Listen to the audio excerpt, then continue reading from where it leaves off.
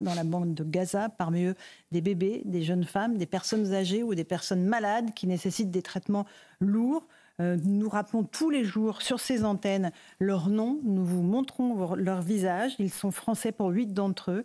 Ils se nomment Elia, Ofer, Sarah, Ethan, il a 12 ans, Mia, Orion, Ohad, Erez, qui a aussi 12 ans. Nous pensons à tous ces otages ce soir, à leurs familles, et nous espérons leur libération prochaine.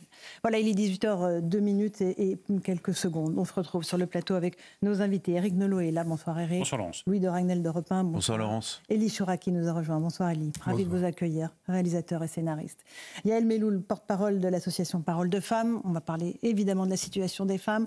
Céline Pina qui est politologue et journaliste à Causeur, et Eric Revel qui est journaliste. Si vous le permettez, on va tout de suite prendre la direction d'Israël, puisque désormais l'annonce de cette trêve a été confirmée par le gouvernement israélien. Thibault Marcheteau, Fabrice Elsner, vous êtes à Tel Aviv.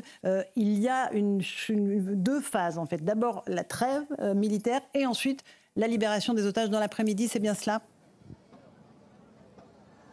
Absolument, Laurence, vous l'avez dit, c'est arrivé au milieu de l'après-midi ici en Israël, cette annonce qui a été faite dans un premier temps par le Qatar. Et donc demain, à partir de 7h ici en Israël, donc 6h en France, c'est le début de la trêve qui devrait durer donc 4 jours. Et à 16h, heure israélienne et donc 15h en France, on devrait donc avoir la libération de 13 otages qui pourraient donc rejoindre Israël. On part donc sur une trêve de 4 jours. Le Premier ministre, le bureau de presse du Premier ministre israélien nous a informé qu'ils avaient en possession la liste et qu'ils étaient d'ailleurs en ce moment en train d'informer les familles que ce sont leurs enfants ou leurs femmes qui sont dans cette liste et donc qui devraient être libérés dans les prochains jours. On parle donc de 50 otages, particulièrement des femmes et des enfants. Nous sommes sur cette place à Tel Aviv. On a pu parler avec de nombreuses familles d'otages. Beaucoup se sont dit satisfaits de cet accord. Enfin, les choses bougent. Et vous l'avez aussi rappelé dans le début de votre émission, il faut être très prudent. Beaucoup nous ont dit, tant que je ne vois pas les membres de ma famille devant moi, je ne pourrai pas croire le gouvernement et je ne pourrai pas avoir confiance envers le Hamas. C'est donc encore beaucoup de prudence, alors que cette trêve devrait donc commencer demain à 6h du matin en France, 7h du matin ici en Israël. Si Thibault Marcheteau et Fabrice Elsner, on est aussi en ligne avec le colonel Olivier Rafovitch. Bonsoir, vous êtes le porte-parole de Tsahal. La trêve est bien confirmée du côté du gouvernement israélien, colonel. Bonsoir. D'abord, je voudrais quand même vous dire que ce n'est pas un accord avec le Hamas, c'est un cadre, une formule pour le retour de nos otages, de nos kidnappés. Il n'y a pas d'accord entre l'État d'Israël et le Hamas, il n'y en aura jamais. Je rappelle que la guerre qui a été imposée à Israël le 7 octobre a deux missions. La première, c'est évidemment le retour de tous les otages et kidnappés à la maison sains et saufs. Et le deuxième but, c'est la destruction, l'élimination du Hamas dans la bande de Gaza. Maintenant, pour ce qui est de cette formule de retour de nos otages, que nous espérons revoir bientôt, et demain évidemment en bonne santé, des enfants et des femmes à l'heure où nous parlons, il y a une pause qui va être mise en place pour justement permettre cet échange. Et nos forces sur le terrain restent sur le terrain. Il n'y a pas du tout de mouvement de troupes.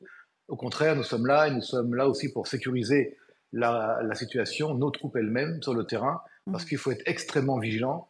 Comme tout à l'heure vous avez dit en début d'émission, on ne peut pas faire confiance au Hamas et donc nous sommes sur un état de tension extrêmement important. C'est-à-dire qu'à la fois, vous espérez que la parole sera tenue, c'est qu'il y aura des groupes d'otages. On parle d'une 13 otages qui seraient libérés demain. 13. Et à chaque groupe d'otages, il y a une journée de pause qui s'en suivra. C'est bien cela, colonel ? À peu près, avec des clauses internes à cette pause. Je ne veux pas rentrer dans les détails à l'heure où nous parlons, il faut attendre. Mais il est clair que l'échange se fera d'abord lorsque nous retrouverons et toucherons nos otages, nos kidnappés physiquement, et là nous passerons à l'étape où nous pourrons transférer les détenus chez nous du côté palestinien. Je rappellerai quand même que les femmes ou les détenus qui vont être transférés, dont des mineurs palestiniens, sont tous des gens qui ont été impliqués, qui sont impliqués dans des actions terroristes violentes contre Israël. Et concernant les otages, cette fois-ci, vous avez des listes qui ont été envoyées au gouvernement israélien. Vous savez, il s'agira essentiellement de femmes et d'enfants, là encore, qui seront libérés ?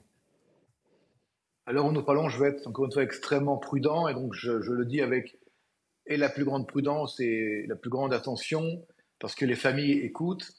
Une liste a été transférée, les familles ont été mises au courant, celles qui vont recevoir demain, avec l'aide de Dieu, leurs enfants et les mamans, et celles qui savent qu'il n'y aura pas demain de bonnes surprises pour elles. C'est-à-dire que tout le monde sait exactement ce qui se passera demain auprès des familles des kidnappés et des otages.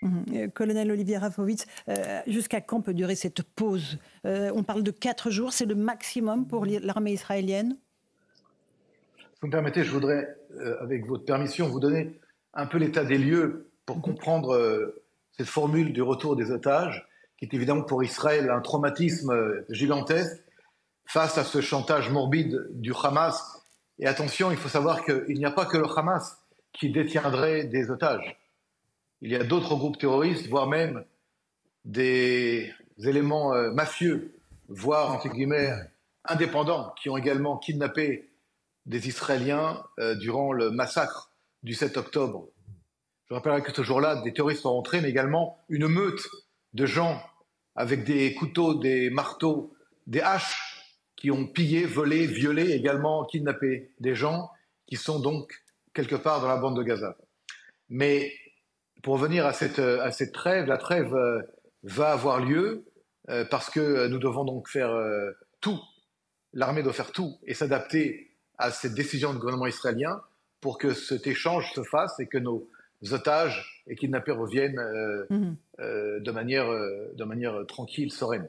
Et si vous avez un dernier message à faire passer à ces familles d'otages, qu'est-ce que vous leur dites? Ayez confiance, soyez, je ne sais pas, positif. On peut espérer quelque chose?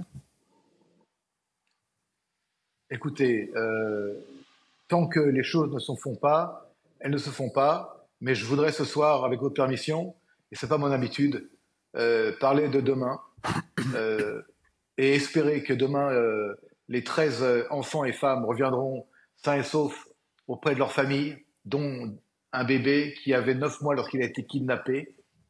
Et j'espère que tout cela se fera demain de la manière la plus tranquille. Mais je veux aussi vous dire que nous ne pourrons pas oublier les autres qui sont toujours aux mains du Hamas avant que cet échange se fasse, les familles, et nous devons ici avoir beaucoup de patience, beaucoup de force, et ne pas oublier que l'ennemi en face de nous, le Hamas, a assassiné aussi, puisque je parle à une télévision française, 40 citoyens français le 7 octobre, et que cette guerre que nous menons depuis le 7 octobre face au Hamas est également une guerre que nous menons aussi pour vous. Et cette guerre, nous allons la gagner.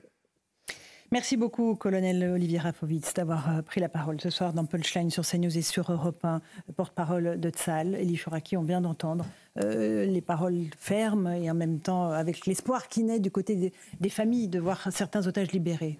Oui, c'est terrible parce qu'on est en train de parler avec le diable. Et le diable est retors, le diable n'a pas de parole, le diable n'a aucun scrupule, le diable nous déteste. On est avec la lie de l'humanité. On parle avec la lie de l'humanité. Celui qui prend un enfant, un bébé, vous imaginez déjà quand on enlève un bébé en Europe, vous vous souvenez, on kidnappe un gosse pour demander une rançon. Là, ils ont condamné, ils ont enlevé des gosses et ils s'en servent comme d'une arme de guerre, mais même pas comme une arme de guerre. Ce sont des petits mafieux qui s'en servent comme une monnaie d'échange pour avoir de l'argent, des avantages. Vous avez vu que les dirigeants du Hamas ont essayé de demander l'impunité sur ce qu'ils ont commis, sur les faits qu'ils ont commis. Donc on est là. En même temps, que faire d'autre? Le problème, le grand problème, il n'est pas le problème de ces gens qui souffrent aujourd'hui et notre problème à nous qui souffrons aujourd'hui. Le grand problème, c'est le problème des nations. Il faut savoir qu'on ne peut pas tolérer ce genre de choses. Et malheureusement, depuis maintenant, je dirais depuis l'élection d'Obama aux États-Unis, il s'est installé dans tout l'Occident une espèce de mansuétude à l'égard des actes islamistes radicaux. Les États-Unis sous la pression des démocrates, de l'aile gauche des démocrates, l'Europe sous la pression de notre aile gauche, sous ce qu'on appelle aussi la pression d'une rue dite musulmane, dite islamiste, alors que comme si on était dans un pays arabe en France. Tout d'un coup, c'est la peur qui s'est installée. Et cette peur, comme les vampires, ces gens du Hamas, ces mafieux des autres factions dont a parlé Olivier Rafovitch, ils le sentent. Ils sentent que là, il y a une possibilité. Je dis que la seule façon de s'en sortir, j'ai envie de reprendre la phrase de Churchill, malheureusement, des larmes et du sang. Nous allons passer par des larmes et du sang. On ne pourra pas faire l'économie de cette période terrible dans laquelle nous allons lutter pour nos valeurs. Il faut, je crois, s'y préparer, mais il faut avoir le courage de répondre avec la force. Élie Chouraqui est l'invité de CNews et Europe 1 dans Punchline. On fait une petite pause. On parlera aussi du sort des femmes avec Yael Melloul parce que, évidemment, elles ont été très particulièrement ciblées lors des attaques du 7 octobre. À tout de suite dans notre émission.